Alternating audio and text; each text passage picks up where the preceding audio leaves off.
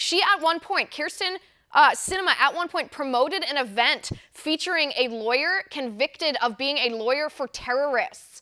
Kyrsten Sinema said in an email she equated the deaths of American soldiers in the Middle East during our war in Afghanistan and Iraq as the same thing as illegal immigrants who die in the desert trying to jump our border illegally. I mean, these are horrible, horrible things that she said, and it plays into her policies.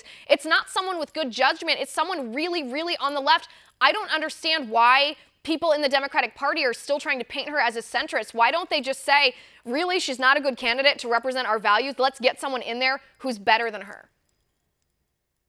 Well, first of all, I would need to see more of the context of those statements. Second of all, again, we have Donald Trump, who said, I am very strongly pro-choice. Donald Trump, who said, I want to raise taxes on the wealthy. You're just pivoting away from what that's not pivoting away.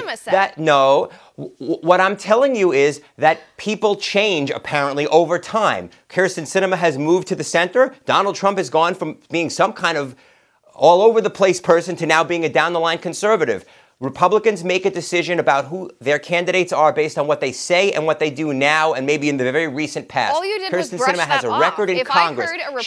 She has a record in Congress. But she has a record in Congress. If I heard a report that a Republican compared the death of American soldiers to illegal immigrants dying in the desert trying to cross our border illegally, and don't get me wrong, I think the death of any person is a tragedy. Every person has dignity. But if I heard that comparison, I wouldn't just brush it off and pivot and bash Obama about it, which is what you're doing, the opposite, pivoting and bashing Trump. I would say that's a horrible thing to say. Even if I didn't have context for it, I'd say that's not the type of person that I want to represent me in the United States Senate or that I want to represent my party, because that's so disrespectful of the troops who fight so that we can have this conversation right now. Well, let's talk about disrespect then, okay? I want to see more about that statement. I'm not voting in Arizona, but at the end of the day, we all have to choose the better of two candidates, okay? That's really important. Each candidate is not an ideal amongst themselves. I don't know exactly what she said there on that last statement. I hadn't heard that before, and I'll have to look into it myself.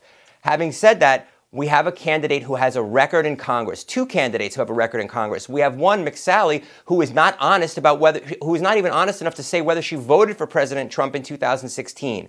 She doesn't want to talk about the issues that affect Arizonans on a daily basis. She doesn't want to deal with a candidate who has opposing views on Medicare, on Social Security, views that are in the mainstream of Arizona voters, because McSally's views are in the extreme. That's where this election is going to be decided, not by what somebody said in 2003. The people of Arizona, if they're voting for who's going to represent them, who's going to be their voice in Congress, they're going to want to know whether it's a woman who has called Arizona the meth lab of democracy and mocked Arizonans. They're going to want to know about that to know whether they want her in Congress.